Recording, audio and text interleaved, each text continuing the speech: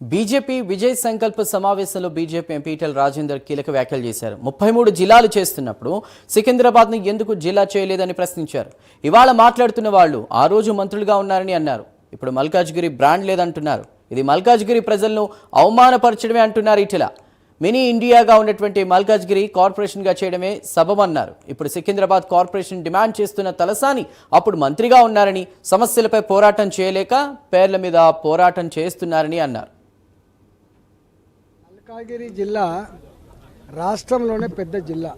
Malkajgiri parliament దేశంలోనే అత్యధిక ఓట్లు కలిగినటువంటి నియోజకవర్గం. ఇది కార్పొరేషన్గా అయితే ఏర్పాటైందో ఈ కార్పొరేషన్ పరిధిలో అన్నీ కూడా మల్కాజ్గిరి జిల్లాలో ఉన్నటువంటి కార్పొరేటర్లే ఉన్నారు.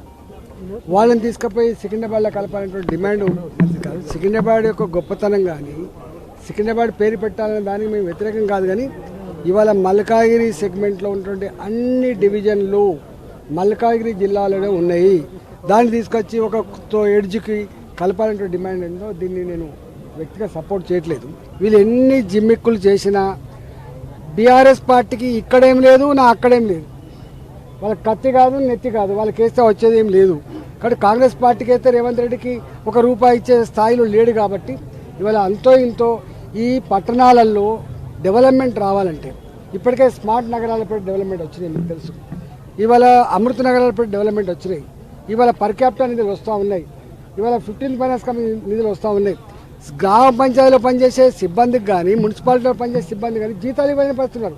కాబట్టి ఈ మున్సిపాలిటీలు బాగుపడాలంటే భారతీయ జనతా పార్టీ గెలిస్తేనే బాగుపడుతుంది అనేటువంటి భావన ఉంది. కాబట్టి వీళ్ళు ఎన్ని చెప్పినా రాబోయే ఎన్నికల్లో భారతీయ జనతా పార్టీ ప్రజల ప్రేమను పొంది గెలుస్తుందని చెప్పే విశ్వాసంతో ముందుకు పోతున్నాం. కలిసికట్టుగా గెలుస్తాం ఈసారి. మల్కాజ్గిరి హైదరాబాద్లో భాగం కాదా? చాలా పురాతనమైన పేరు అది. మల్కాజ్గిరి అనేది దేశంలో పెద్ద పార్లమెంట్ కదా. ఇప్పుడు రాష్ట్రంలో పెద్ద జిల్లా ఏది ఇక్కడ అడగండి. మల్కాజ్గిరి జనాభా ఎక్కువనా? అందుకనే గట్ల మాట్లాడడం కాదు, వాళ్ళు కూరడం తప్పని అంటారు కానీ లేదు. కానీ మల్కాజ్గిరి మనకు అది గ్లామర్ లేదు, దానికి బ్రాండ్ ఇమేజ్ లేదు అని కామెంట్ ఏంటో తప్పు, శుద్ధ తప్పు. నేను సికింద్రాబాద్ చరిత్రకు కానీ దాని గ్లామర్కి కానీ దాని గొప్పతనం కానీ వ్యతిరేకం కాదు. కానీ వాళ్ళ మల్కాజ్గిరి కార్పొరేషన్ ఏర్పడిన తర్వాత మల్కాజ్గిరి పేరును మార్చండి, దాని స్థానంలో వేరే పెట్టమని చెప్తుందో నేను వాళ్ళని ఒక్కటే అడుగుతా ఉన్నా. మరి ఆనాడు జిల్లాలు చేసేటప్పుడు ఆనాడు అదే పార్టీ అధికారంలో ఉన్నది కదా. మరి ఎందుకు హైదరాబాద్ జిల్లా వేరు, సికింద్రాబాద్ జిల్లా వేరు అని ఎందుకు పెట్టలేకపోయింది?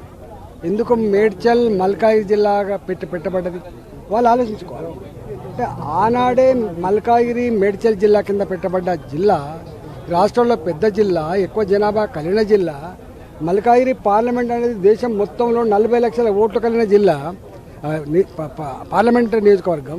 అలాంటి జిల్లాని వాళ్ళ మార్చాలనేటువంటి డిమాండ్ అవుతుందో అది పూర్తిగా అంత దుర్మార్గమైనటువంటి ఆలోచన. ప్రజల్ని అవమానపరచడం తప్ప ఇంకోటి కాదని చెప్పి మనం చేస్తున్నాం. మళ్ళీ చెప్తున్నాం, సికింద్రాబాద్ గ్లామర్కి, సికింద్రాబాద్ చరిత్రకి, సికింద్రాబాద్